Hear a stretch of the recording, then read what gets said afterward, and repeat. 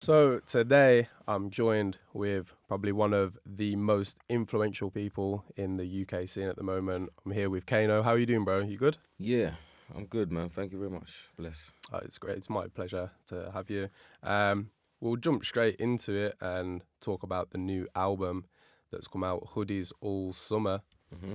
I'm not gonna lie, we've had a bit of a hot summer. I couldn't be back in the hoodie all summer, but for the majority of it, it was there.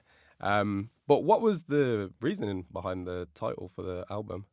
Title came from a lyric in Teardrops. Okay. Um, you know, it goes, "In love and war, all is fair where I'm from. The weak won't last. The weak in shoes like our ones. When it rains, it pours. Hoodies all summer. Yeah. Because teardrops from the sky only seem to fall on you and I. You know, and it's like representing communities that feel like they're always under pressure, always getting rained on. You know what I mean? Things always happening to them, But the hoodie is like our coat of armor and our Yeah. protection, So that's where the title came from. Okay. Yeah, I Mm. really like that. Mm. I really like that. I love like visual kind of stuff as well, Mm. and like I really like the artwork for it.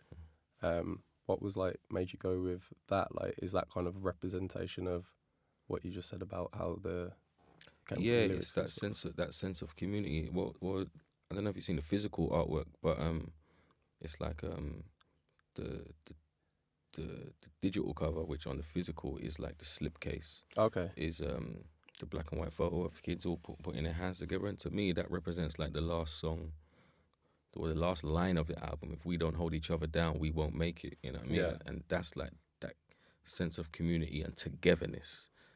And that's what I wanted to represent. But that innocence, that childish kind of just innocence, going about your day and just playing that summer holidays, because we done a whole photo shoot where we captured shots, um, and how, you know what I mean, you could be 10 years old, so innocent, playing in the streets, cut to, 4 or 5 years later, and can be involved in some kind of, incident like a stabbing or something. Yeah. You know what I mean?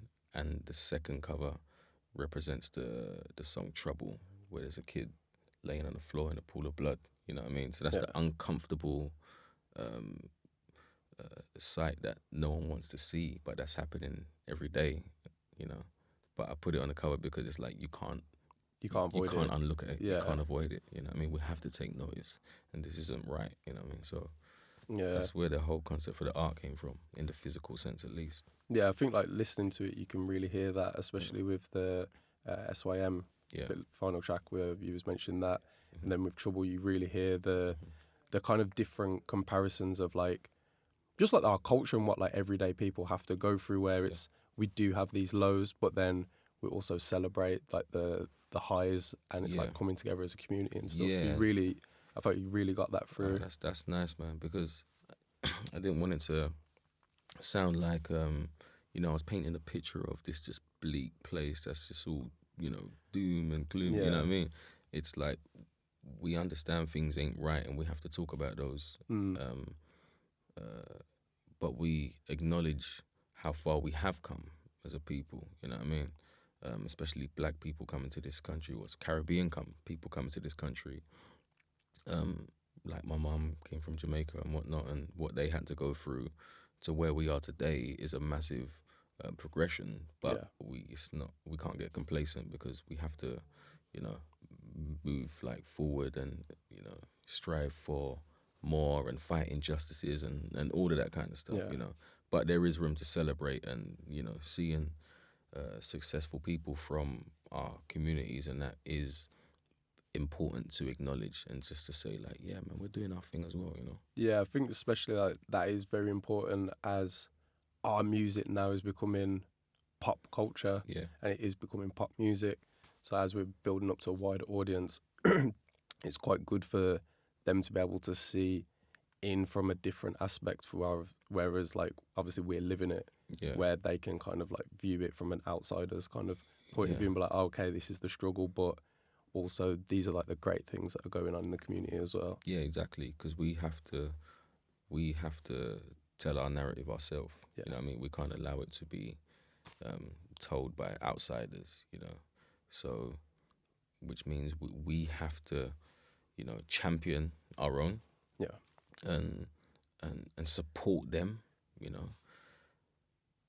and if we're not happy about something, or we feel like something's not right, we're not going to hide that, you know what I mean? So Yeah. we're going to also, critique our own, but it's different coming from us, because it's like a conversation. It's like, I get it, we're coming from a place of understanding, not a place of like, oh, what are they, you know what I mean? They're all just lunatics. They all want to be in gangs, and where are these parents? And they should be thinking, just more police, longer sentences. You know what I mean? It's just like, so kind of not understanding the problems. You know what I mean? And that's not to say that I have all the answers, and I don't think music has all the answers, but it definitely can raise the questions.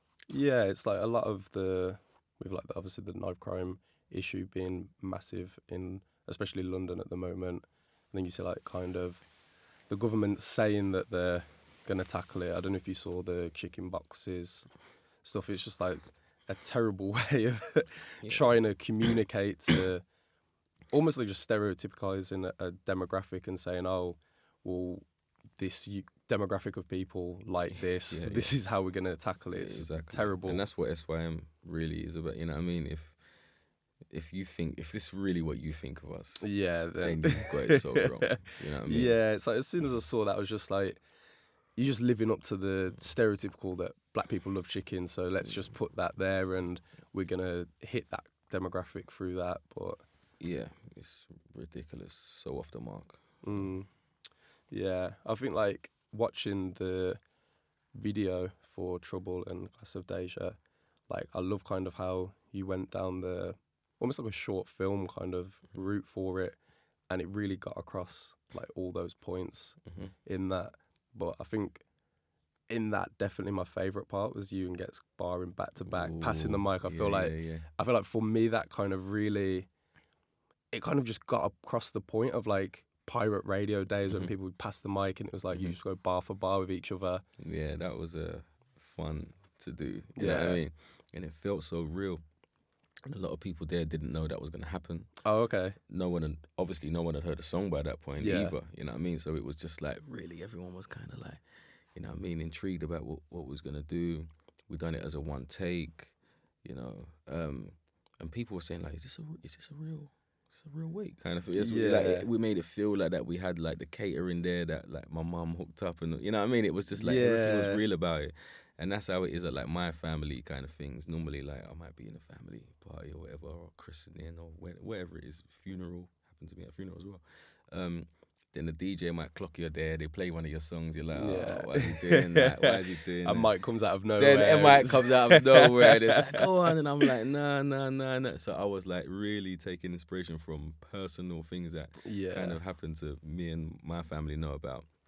But going like doing that and just making it feel so real, and me and Ghetto being like perfectionists and knowing really if we had two mics we wouldn't miss a line, but and then we're saying like, but nah, it would be too convenient to have two mics. We got to keep it real to the story. We got to surrender to the narrative. And it was like, all right, we do it on one mic, but I think it worked perfectly. You know what I mean? It worked perfectly, man. Yeah, I love like how in the video as well, like you can hear this like live take, and then you can hear the crowd in the background as well. It just really adds to the authenticity of it. Yeah, because it was like, I never wanted to like, just put the whole track over it and it's like we're miming the words or whatever. It's like, nah, you need to, this is live. So it was the first time like we've done a video but with sound engineers, and we did like, it was and then getting it mixed after, like it was a long process to put that together, and it was an idea I had while making the album, and then was glad to see it executed in the way that it was, because it was a personal piece for me. Yeah, I think like it's quite similar to the 3 Wheel Ups video that you did, where it was like in the house, in the flat, and it was like the house party kind of vibe. Like for me, kind of just that video, and then the Class of Deja part, that kind of just that was probably New Banger. Yeah. New Banger. That kind of just captures like the essence of like those like little functions and stuff. Yeah, definitely. But they have to be real to start with. You know what I mean? You have to create an environment. And it was weird because it's like we had like a first AD that was used to doing video and whatever, and it's like, so it's this time. What time are we gonna get onto the next show? And we had to say, listen, yo, just it's not gonna work like that today. yeah, Like, drop all that out. We just need to create, you know, a kind of vibe and watch it grow. yeah, You know what I mean? And just film it. And that's just how you capture the realness. Can't tell people stand over here, stand over there. You know what I mean? It's like, nah, it just has to be how it is. yeah. I know that there's a bar that you mentioned on one of the tracks, and it's we grew up on real ones, not these Rascal Lil Sons. Grew up on Bojo, Yeah, Bojo Banton. it's like, is that kind of, what do you think of like the newer generation that are coming up, that like all the Lils and In America. yeah, and like we don't really have it as much here, but especially in America, it's kind of, they're kind of like not from the culture, but seeing a way to capitalize on it. Yeah, and well, that's, you know, capitalism. I guess you can respect those things on one level, on a, you know, business level, and on the level of like people making something of their life, and, you know, finding an avenue, you know, to do that through music and getting out of the hood. Like, imagine, you know, how those people change their family's life. Yeah, You know what I mean? Through music. That's like all there to be celebrated. But on an artistic level, I just personally don't think a lot of them are saying anything. yeah, Like, I can't respect it on that level. But it's fine. I'm not supposed to like anything because I have Kendrick Lamar. I have yeah, J. Cole. You know what I mean? I have the people I like still. You know what I mean? So in terms of the musical side of things, I just think sometimes a bit lazy. yeah, To me, sometimes I feel like everyone's spitting on the same beat, talking about similar things. Yeah, but I don't expect more if you're not capable of more. yeah, If Kendrick done that, I wouldn't. You know, I would think, right. You know what I mean? yeah. You'd kind of question you it could because you do more. expect a But certain, but yes, you know, yeah, it's what it is. yeah. I feel like that's quite similar with like the drill scene.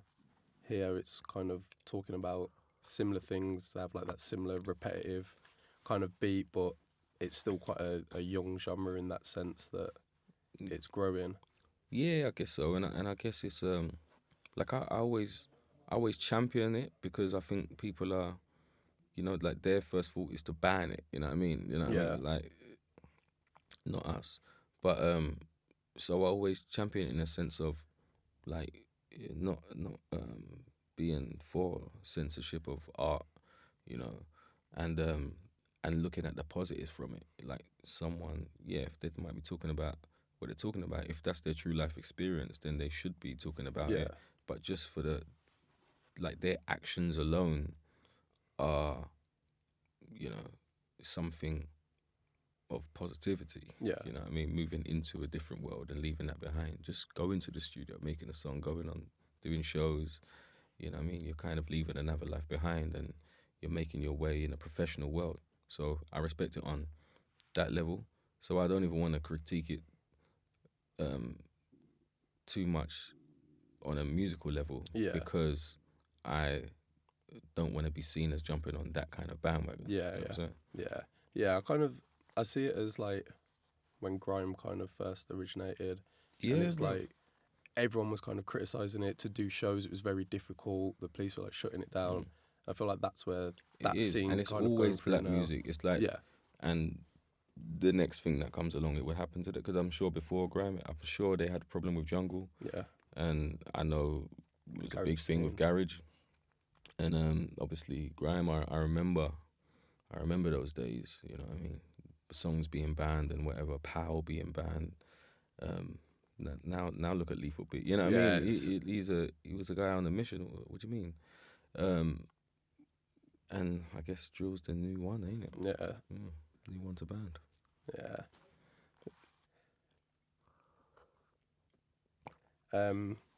So coming up to, I know that you've got the tour coming up. Yeah.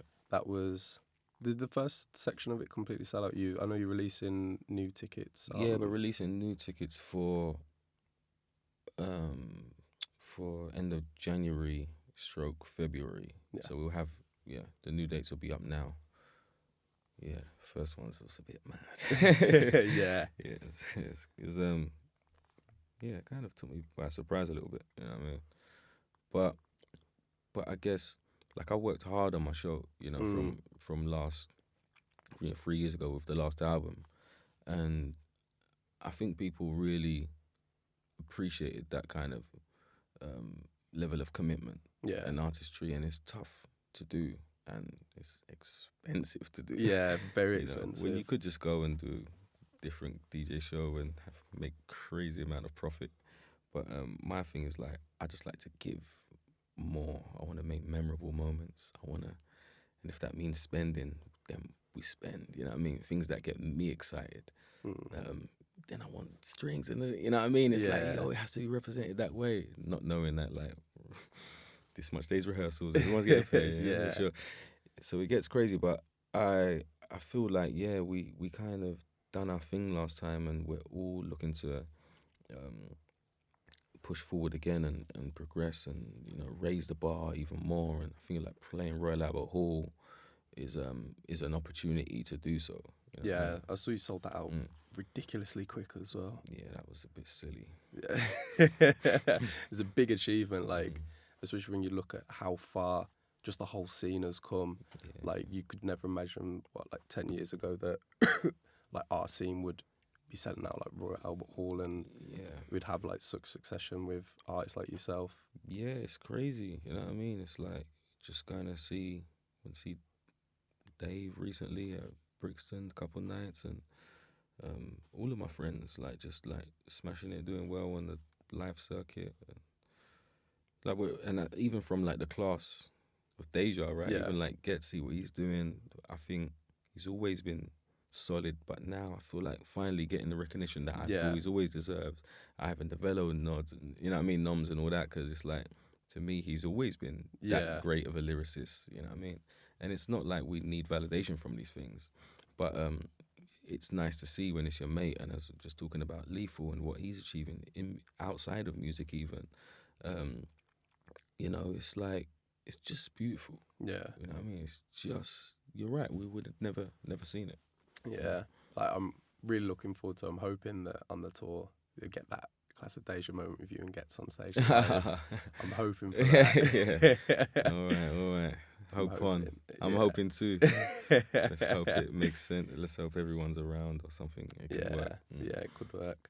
The features though on the album, was that kind of very hand-picked? Like he was like, I know you mentioned earlier that it was quite important to have the authenticity of like the Jamaican roots in there. Is that kind of what you steered towards, having Popcorn and? Yeah, definitely. Because obviously, the roots being in Jamaica and being a fan of reggae and dancehall music. Well, I didn't have a choice about reggae because that was just just my house. Played from early. Just that, and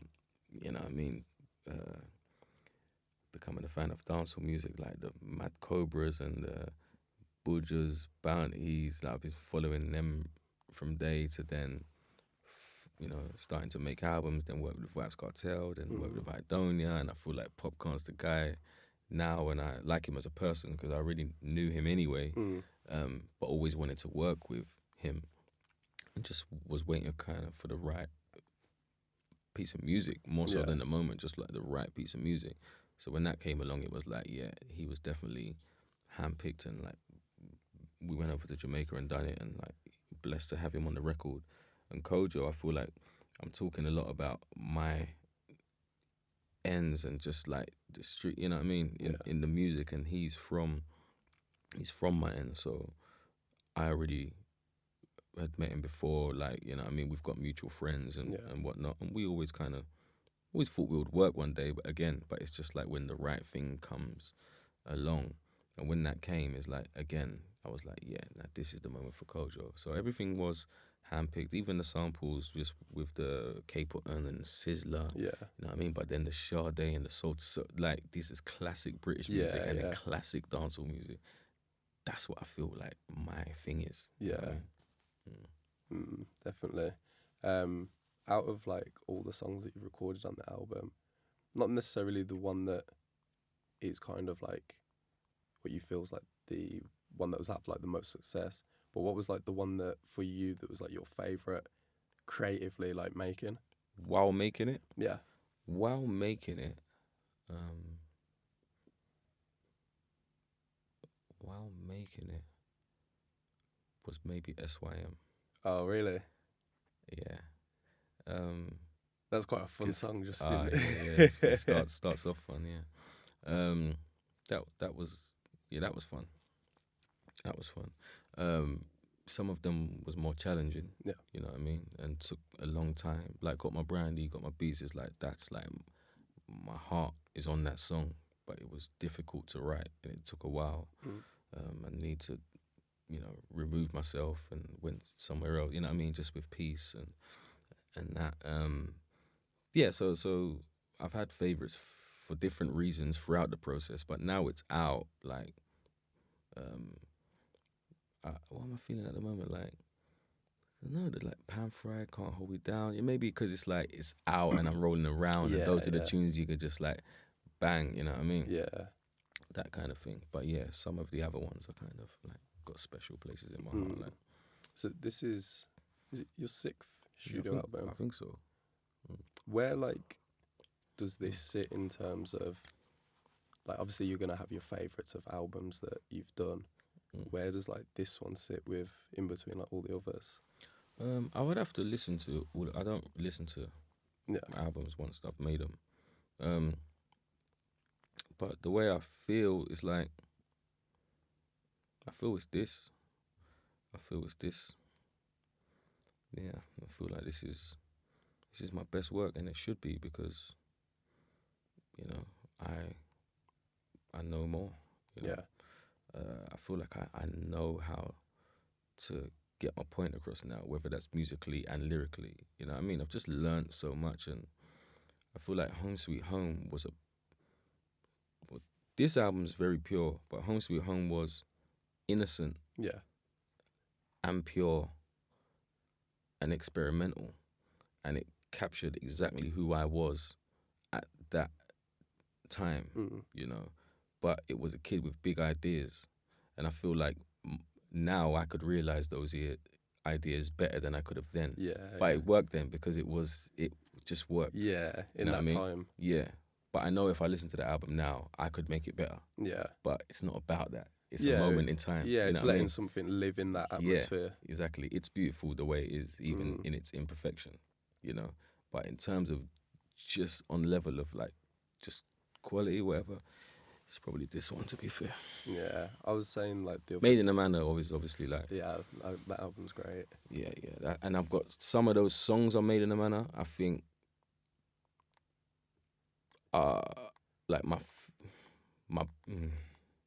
there's a couple of songs on there that are like my favorite. They're my top 5 ever songs. Oh, really? Of mine, yeah. Yeah. Yeah, I still listen to even to today. T-shirt weather. Yeah. Love that song. Yeah, and like Roadman's Hymn for me, and My Sound, Strangers as well. Yeah, Free Relapse. Like there's tunes on there. There's a lot of bangers. Yeah, there's a lot in my top 5 there. Yeah. I was saying like the other day, I feel like after listening to this, kind of almost like see you as like the progression as like how a Jay-Z has navigated, where it kind of, as you get older and you've spent more time in the scene, your subject matter's changing and you're kind of talking and resonating, like, because I grew up listening to you, so it's like as I get older now, the kind of content that you're talking about, I can resonate with that rather than that's lot of younger artists. That's beautiful, and I think that's how it should be. Yeah. And that's what truth telling is, you know what I mean? Not me trying to appeal to a younger audience by a drill inspired beat and talking about what I feel like they would talk about or what they want me to talk. You know what I mean? It's not about that. It's not like really like your truth. If like it's like I don't sit there and write a song like Got My Brandy, Got My Beats because I feel this is what people want. You know what I mean? It's like this is what's on my heart and this is my way of getting it out. And it would just so happen that people might have been through similar situations, and it might touch people at the right time. You know what I mean? Mm. And for other people, they might grow into songs like that. I remember a lot of Jay-Z albums, like I kind of appreciated as I got older. Yeah. You know what I mean? Because it's like, that's Yeah. where you was. I just wasn't there. Yeah, You know what I yeah. mean? I just wasn't there Yeah. mentally. You know, so it's nice for an audience to be able to grow with you, and your music to kind of, I guess, age well. Yeah. Mm. Cool. I think we're gonna need to wrap it up, but quickly the new tickets go Can do on five. sale. Do 5 if you want. Yeah. 5 minutes or so. Cool. Quickly just to touch on it, I know obviously Top Boy's coming back out. Was that very difficult recording the album and filming at the same time? Well, it was. It only became difficult because I planned to record the album first, finish that, then start Top Boy, because Yeah. I can't do the two things at the same time. You know what I Mm. mean? But when I realized that the album wasn't going to hit the deadline, I had to stop and do Top Boy, then come back and jump back into the album again. Yeah. You know, so that's why it was a little bit difficult, and it was a bit hectic towards the end. But and I didn't plan to have these two kind of things out at the same time. But yeah, it kind of. But yeah, it kind of you know, it's cool. Yeah. It is what it is when it's like releasing two things, even though it's like very, very busy. But creating two things at the same time is just not something my headspace can deal with. Yeah. Cool. Well, thank you for your time today. Really enjoyed having that conversation with you. Nice one, bro. Thank you very much. Cool, man.